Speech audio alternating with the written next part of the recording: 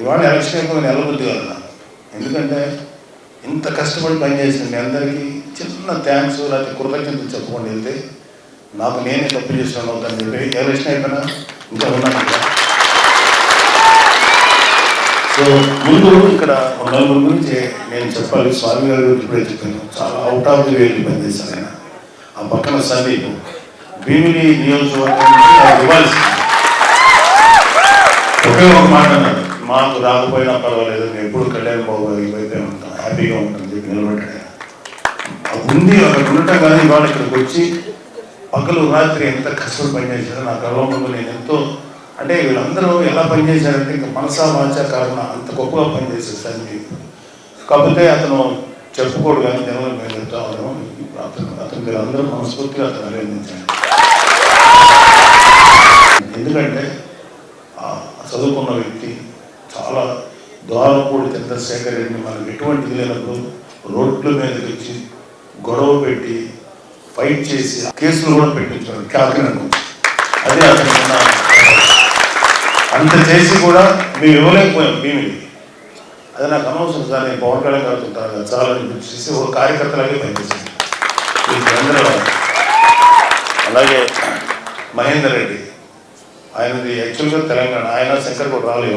వాళ్ళిద్దరు తెలంగాణ. ఎప్పటి నుంచో పవన్ కళ్యాణ్ తోటి ప్రజారాజ్యంలో పనిచేశారు. తర్వాత జనసేనకు వచ్చిన తర్వాత పవన్ కళ్యాణ్ గారితో పనిచేశారు. అలాగే మన ఇక్కడ రాలే ఇవాళ శంకర్ గౌడ్, ఆయన వీళ్ళు పగలు రాత్రి అంటే ఎంత స్ట్రెస్ తీసుకున్నారో నాకు తెలుసు, ఎలాంటి వ్యక్తులతో డీల్ చేశారో నాకు తెలుసు. వాళ్ళు మనస్ఫూర్తిగా పనిచేశారు. ఇంకా అంటే కొన్ని విషయాలు నాకు కూడా తెలియదు. ఆయనకేమో ప్రెసిడెంట్ గారు డైరెక్ట్గా ఒక అవగాహన ఉన్నది.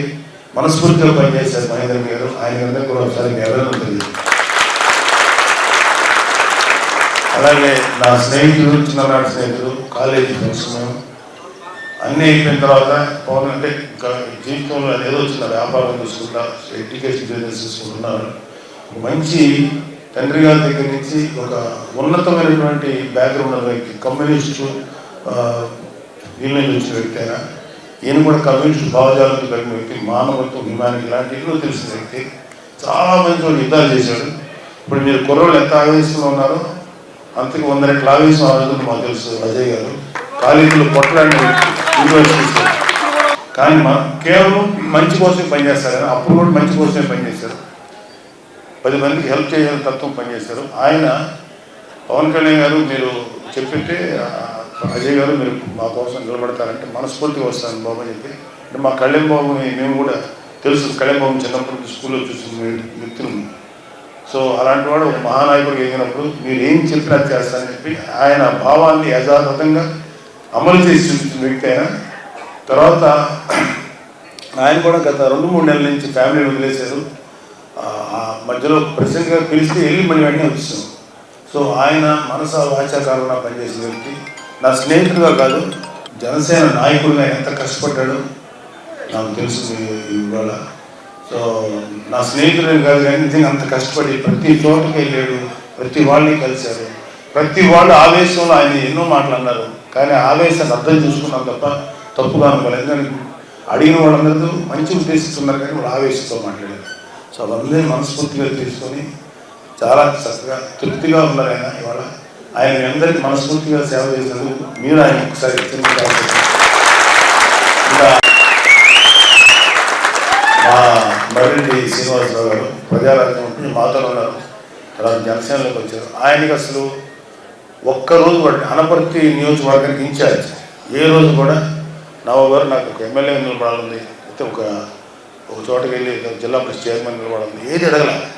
కేవలం మా కుటుంబం అంటే అవ్యాజమైన ప్రేమ. కళ్యాణ్ బాబు గారి యొక్క ఆలోచనలు, కళ్యాణ్ బాబు గారి యొక్క పార్టీ విధి విధానాలకి చాలా ఇన్స్పైర్ అయ్యి ఎప్పుడు బయటికి రాలా, ఎప్పుడు వెనకాల నుంచి పనిచేసేది, వెనకంటే అందరినీ మోటివేట్ చేసుకుంటూ వచ్చిన వ్యక్తి. ఎటువంటి స్వార్థం లేకుండా పనిచేశారు. ఈ రోజు కూడా ఏ స్వార్థంతో పనిచేయట్లేదు, హ్యాపీగా పనిచేసాం. మన వాళ్ళందరినీ చక్కగా కూడగొట్టుకున్నాం, చక్కగా వాళ్ళందరూ సహకారం తీసుకొని పని చేయించాం అని మాట్లాడిన వ్యక్తి. అన్ని విధాలుగా ఇంకా ఆయన చేసిన పని ఎట్లా ఉంటుందంటే, ఒక 10 తలలు ఉంటే ఎట్లా ఉంటుందో ఒక మనిషికి అంత పనులు, అంత మల్టీ టాస్కింగ్ పనులు ఎన్నో కష్టపడి చేశారు. ఆయనకు ఒక టైంలో చూసి అంత భయం వేసి కోపం కూడా అసలు కోపం దానికి రాదు. అలాంటి వ్యక్తికి కూడా కొంచెం కోపం వచ్చింది. అంటే ఎంత కష్టపడ్డాడో మీరందరూ అర్థం చేసుకోండి. మర్రెడ్డి గారు ఇక్కడ ద్వారపూడిలో ఉంటారు, ఎప్పటికీ మీకు అందుబాటులో ఉంటారు, మీ అందరూ అందుబాటులో ఉంటుంది, వేరే సంగతి తర్వాత చెప్తాను. సో ఆయన కూడా మీ అలాగే తుమ్మలపల్లి రమేష్, ఆయన మాట్లాడమని చేత మనిషి, జగ్గంపేటకి చాలా ఇన్ఛార్జిగా ఉన్నారు ఆయన. జ్యోతుల్ నెహ్రూ గారికి జనసేన తరఫున మనస్ఫూర్తిగా పనిచేసింది, ఆయనకు కూడా మీ అభినందన తెలియజేయండి. జనసేనకి ప్రజారాజ్యం పార్టీ ఎప్పుడు ఉన్నారు, తర్వాత జనసేనలో చక్కగా జనసేన కార్యక్రమాలు చేస్తున్నారు. ఇక్కడ ఉన్న మానస కానీ, తర్వాత ఇక్కడ ఉన్న పెద్దవాళ్ళందరూ, వీళ్ళందరినీ చూస్తున్నాను. రాజు, మీరు అందరూ నాకు ముఖ్యంగా నేను మాట్లాడాల్సింది మీ గురించి. మీరనేవాళ్ళు కనుక ఈరోజు బూత్ లెవెల్లో కష్టపడి పనిచేయకపోయింటే మాకు అంటే ఎంత అద్భుతంగా పనిచేశారంటే మీరు. అది 2019లో జరగల, ఇవాళ పిఠాపురం అది సాధ్యమైంది. అద్భుతంగా ఒకళ్ళెవరో ఫోన్ చేసి, ఏమండి మధ్యాహ్నం ఫోన్ చేసి 4 o'clockకి 3 o'clock మన వాళ్ళకి అప్పుడే సంబరాల్లో పడిపోయారండి, అందరూ వచ్చేసి ఆడుతున్నారంటే నేను చెప్పాను, బూత్ లెవెల్లో పనిచేస్తున్న ఏ జనసేన కూడా బయటకు రాలేదు, అక్కడే ఉన్నారు, కష్టపడి పనిచేశారు. ఈవీఎంలు స్ట్రాంగ్ రూమ్లోకి వెళ్ళి లాక్స్ దాకా ఉంటారు, బయట హడావిడి లేకపోతే ఎంజాయ్ చేసింది మన ఈ బూత్లో పనిచేయని జన సైనికులు ఉంటారు. వాళ్ళ సంతోషాన్ని మేమే అక్కడ ఆపుతాం, వద్దండి వాళ్ళు హ్యాపీ దొరుకుతున్నారు, అరుస్తున్నారు, ఏం చేస్తాం చెప్తాం. అరే బాబు కొంచెం నిదానం ఉన్నాడని మాకు తెగ వచ్చేస్తున్నాయి పెద్దోళ్ళ నుంచి కాల్స్. ఒక పెద్ద డిపార్ట్మెంట్ నుంచి ఫోన్ చేశారు ఆయన, సార్ మేము కుర్రోళ్ళు కండువా వేసుకున్నారు సార్. నేను అనుకున్నాను తెల్లక, మాకు జనసేన కండువా ఉంటుంది తెల్లగా, అది అనుకుని ఎవరు కండువాలు వేసుకోవద్దు.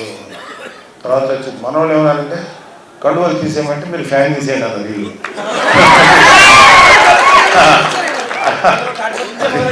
అదే తెలుస్తున్నారు. అయితే కండువాలు తీసేయమంటే తర్వాత చెప్పాను, ఆయన ఏ కండువా వేసుకున్నారండి, ఎర్ర కష్టపడేవాడు వేసుకునేదండి అది. ఒక కార్మికుడు, ఒక కర్షకుడు చెమట తుడుచుకుంటే అది కార్మికుడు కర్షకుడు యొక్క దీనికి తీసుకోవద్ది. ముఠా మేస్త్రి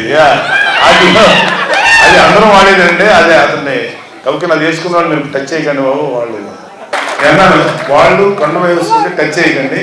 అది కాకుండా వాళ్ళు ఏదైనా స్లోగన్స్ ఇచ్చారు, ఇంకోటి అంటే మీరు వాళ్ళు చెప్పచ్చు, లేదా మీరు ఏమైనా తీసుకోవచ్చు, కండువా వేసుకున్న దానికి మాత్రం అరెస్ట్ చేయండి, వాళ్ళ మీద ఎటువంటి చర్య తీసుకోకండి సార్, మీకు అది నెగిటివ్ అవుతుంది, అది తప్పు కాదు, అదే జనరల్ కామన్ మ్యాన్ సింబల్ అని చెప్పడం జరిగింది.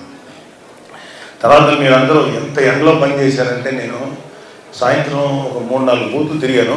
అది తిరిగినప్పుడు అసలు నాకు లోపల హీటు చూశాను. 2-3 బూత్స్లో లోపల మన కుంపట్లో కూర్చున్నట్టుంది. అక్కడ కూడా మీరు కూర్చొని పనిచేశారంటే, అక్కడ మిమ్మల్ని నిలబెట్టింది పవన్ కళ్యాణ్ గారికి, మీకు పవన్ కళ్యాణ్ గారి మీద ఉన్నటువంటి ప్రేమ లేకపోతే ఆ పని చేయలేదు. అంత అద్భుతంగా మీరు అందరూ పనిచేశారు, చాలా అద్భుతంగా పనిచేశారు. నేను అలాగే ఓటర్స్ దాదాపు 88-90% ఆఫ్ ద ఓటర్స్ వచ్చి ఓట్లు వేశారు. ఇవాళ ఆ ఓట్లు వేసిన వాళ్ళు గంటలు లైన్లో నిలబెడితే వాళ్ళని నిజంగా మీరు అందరూ కూడా వాళ్ళు అభినందించారు.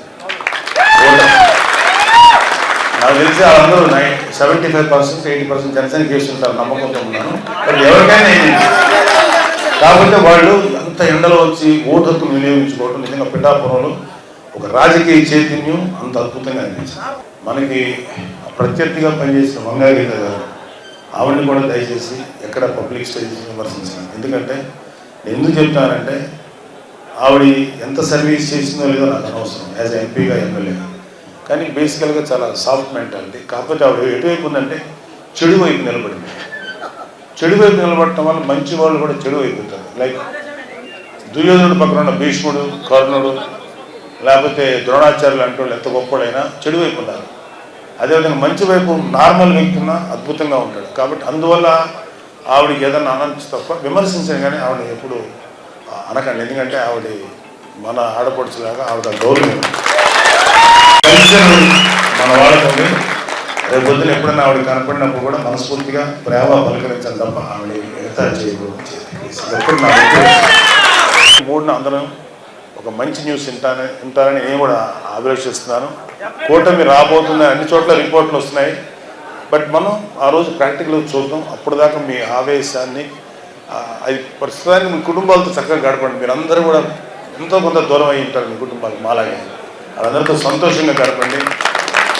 ఎవ్వరు కూడా కులాలు మతాల గురించి కాదు. మా పవన్ కళ్యాణ్ అన్నారు, అది పవన్ కళ్యాణ్ గారు సాగింది. అందరి వాడు పవన్ కళ్యాణ్ నిజాయితీ నిలబడతాడు అందరి కోసం. అంటే అవడానికి 10 సంవత్సరాలు వాళ్ళు ఎలా ఉంటారంటే వైసీపీ కానీ కొంతమంది వీళ్ళు ఇతను అర్జెంటుగా ఒక కులానికి ఒక మతానికి పెట్టేస్తే ఇతను అక్కడే ఉండిపోతారు ఎదగడని. వాళ్ళందరి మాటలను బొమ్మ చేస్తా గత 10 సంవత్సరాల నుంచి ఎన్నో మాటలు పడతా అందరికీ నేను అందరి కోసం పనిచేసే వ్యక్తి నేను ప్రూవ్ చేసుకోవడానికి ఇంతకాలం పట్టి అందరి మనుషులు అంటే బిల్డప్ ఇచ్చేవాళ్ళు వైసీపీ వాళ్ళు. దయచేసి నమ్మకండి. వాళ్ళకి అసలు ఎవరి మీద ప్రేమ లేదు. వాళ్ళు ఆఖరికి మిగతా కమ్యూనిటీస్ని మిగతా మతాలు పక్కన పెట్టండి. ముస్లిమ్స్ మీద ప్రేమ లేదు, క్రిస్టియన్స్ మీద ప్రేమ లేదు, ఎస్సీస్ మీద ప్రేమ లేదు, ఆఖరికి వాళ్ళ అమ్మ మీద చెల్లి మీద కూడా ప్రేమ లేదు. అమ్మని చెల్లిని కూడా ప్రేమించలేనివాడు అతనికి నేను ఈ మూడే అతను భయంకరంగా చాలా మామూలు మనిషి.